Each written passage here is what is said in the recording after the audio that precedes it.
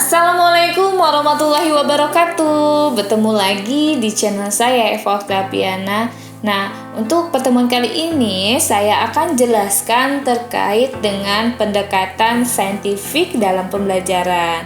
Nah, mungkin kata saintifik ini sudah familiar sekali ya, khususnya di kurikulum 2013 ini. Jadi lebih ditekankan kepada pendekatan saintifik. Nah, apa sih pendekatan saintifik ini? Ya, pendekatan saintifik ini merupakan pendekatan ilmiah ya, yang berpusat pada peserta didik ya.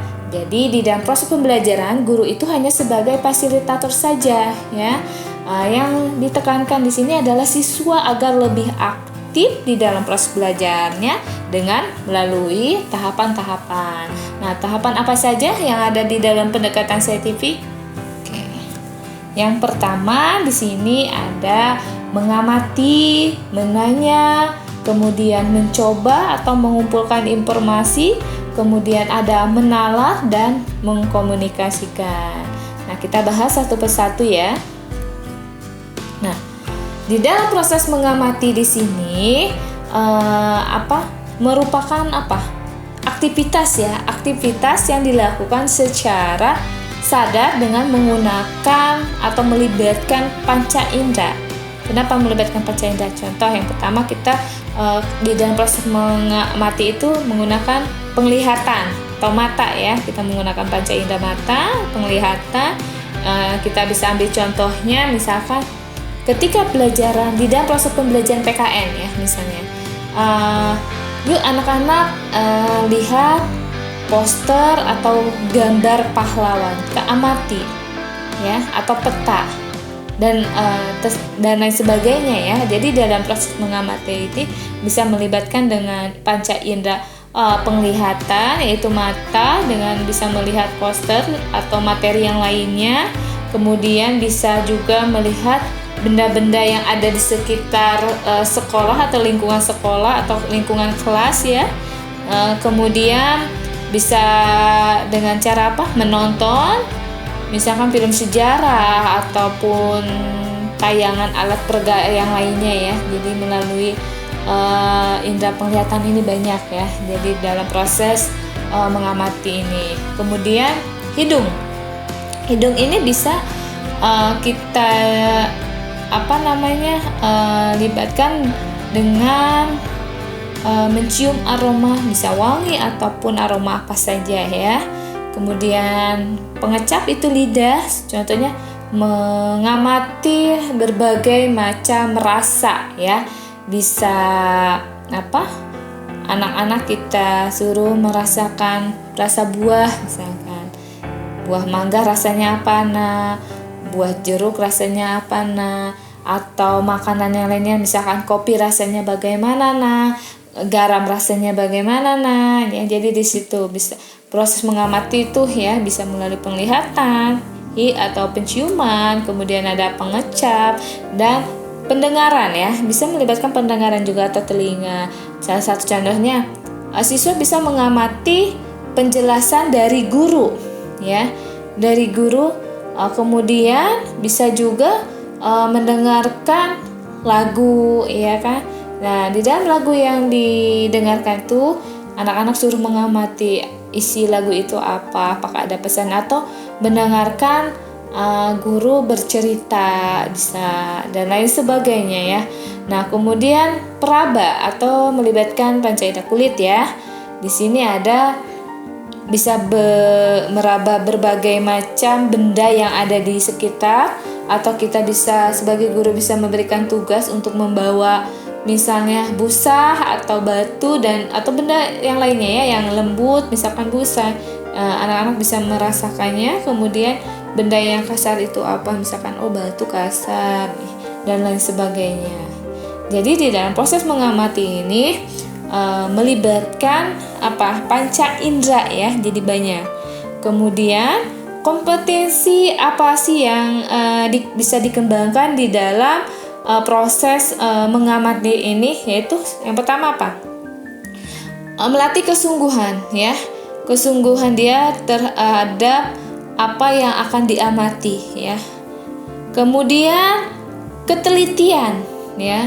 Ketelitian dalam mengamati, dan tentunya yang terakhir mencari informasi yang apa yang dia amati ya. Agar dia memperoleh informasi, jadi dia berusaha untuk mencari di dalam proses mengamati tadi. Nah, kemudian ada menanya ya, yang kedua. Tadi langkah-langkah ini merupakan langkah-langkah pendekatan saintifik yang kedua ya, menanya. Tadi mengamati, kemudian di sini yang kedua menanya. Di dalam proses menanya ini merupakan kegiatan pembelajaran yang dilakukan dengan cara mengajukan ya pertanyaan pada suatu penjelasan guru ya. Nah, misalkan anak-anak biasanya kalau mau bertanya itu ketika dia mendengar penjelasan guru dan apa yang tidak mengerti baru dia tanyakan, ya kan?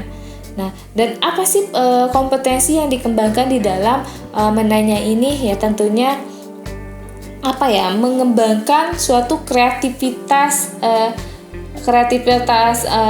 dan rasa ingin tahunya ya, tahu siswa terhadap apa yang dijelaskan oleh guru ya, atau materi apa yang udah dijelaskan oleh guru, dan membentuk pola pikiran kritis siswa ya tentunya, sehingga siswa itu diharapkan menjadi pribadi yang cerdas dan bisa lebih kritis lah ya. Yang ketiga ada mencoba atau mengumpulkan informasi ya, di mana kegiatan ini berupa perlakuan melalui hasil percobaan atau mencari informasi, seperti kita bisa dapatkan informasi itu melalui membaca buku teks atau website internet, kemudian bisa melalui suatu objek atau kejadian atau aktivitas ya, dan informasi juga kita bisa dapatkan melalui hasil wawancara dengan narasumber yang akan kita wawancarai ya. Nah, kompetensi yang dikembangkan dari hasil mengumpulkan informasi ini atau melakukan eksperimen ini, di mana mengembangkan sikap kejujuran ya, kemudian sikap sopan santun, kemudian menghargai pendapat orang lain ya, kemudian ada kemampuan untuk berkomunikasi dan mengembangkan kemampuan belajarnya ya. Tuh di dalam langkah mencoba atau mengumpulkan informasi ini, kompetensi yang kembangkan tadi ya, bersikap jujur, kesopanan atau menghargai pendapat orang lain, kemudian ada kemampuan berkomunikasi dan mengembangkan kemampuan belajar tadi. Nah, kemudian langkah keempat, menalar ya. Di dalam menalar ini merupakan aktivitas berpikir secara logis. Artinya siswa ini dapat mengaitkan antara konsep dengan fakta yang diperoleh ya, dan mencari apakah fakta tersebut ada sebab akibatnya. Nah, jadi di dalam proses menalar ini siswa juga diusahakan bisa membuat hipotesa ya, atau hipotesis ya. Jadi membuat jawaban sementara.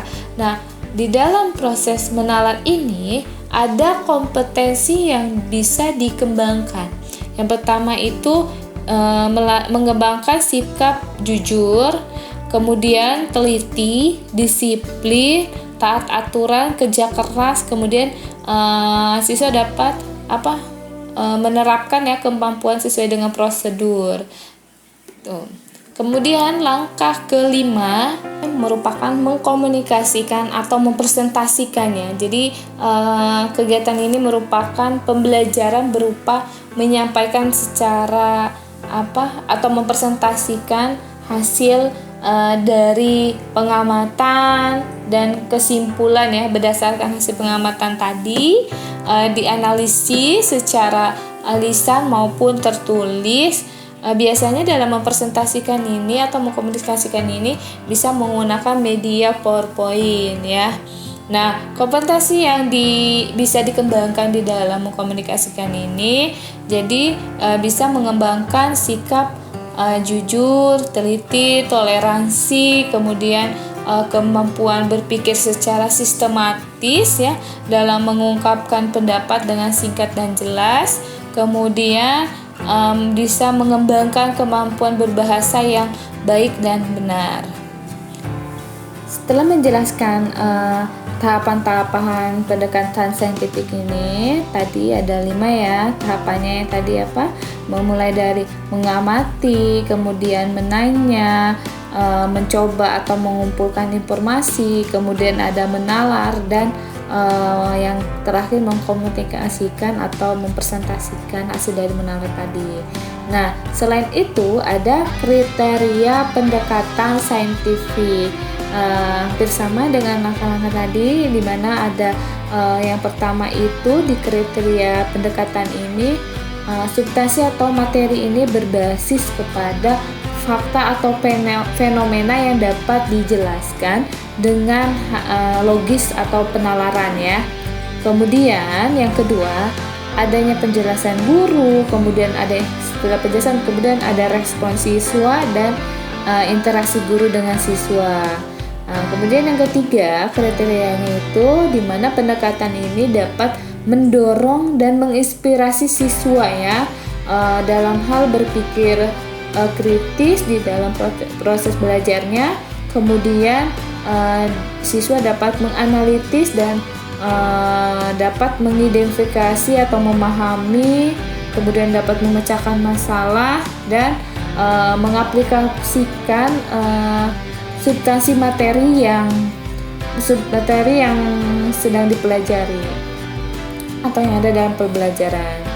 Kemudian ketiga ada mendorong siswa untuk berpikir berdasarkan hipotesa atau siswa itu dapat membuat hipotesa lah ya, jawaban sementara ya.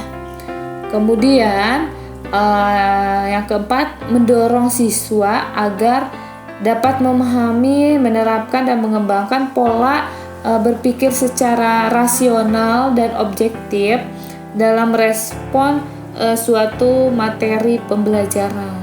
Kemudian yang kelima, pendekatan ini berbasis kepada konsep ya. Kemudian berbasis pada teori juga dan fakta secara empiris yang tentunya dapat dipertanggungjawabkan. Kemudian yang keenam ada kriterianya berupa tujuan pembelajaran ini dirumuskan secara tentunya jelas dan menarik ya. Itu saja sih kriterianya ada 6. Kita dapat simpulkan dari pembahasan terkait dengan pendekatan saintifik ini ya, di mana pendekatan ini menjadi salah satu metode yang dapat menunjang kesuksesan siswa dalam belajar, karena di sini melatih siswa dalam berpikir analitis ya, kemudian juga melatih kemandirian siswa sehingga selain itu siswa juga bisa lebih aktif dalam proses belajarnya, sehingga terciptalah proses pembelajaran yang berpusat pada diri siswa ya, bukan berpusat pada guru lagi, karena di sini guru ini hanya sebagai fasilitator saja. Oke, mudah-mudahan apa yang saya sampaikan bermanfaat untuk kalian. Saya akhiri, wabillahi taufiq wal hidayah. Wassalamualaikum warahmatullahi wabarakatuh. Dadah. Assalamualaikum.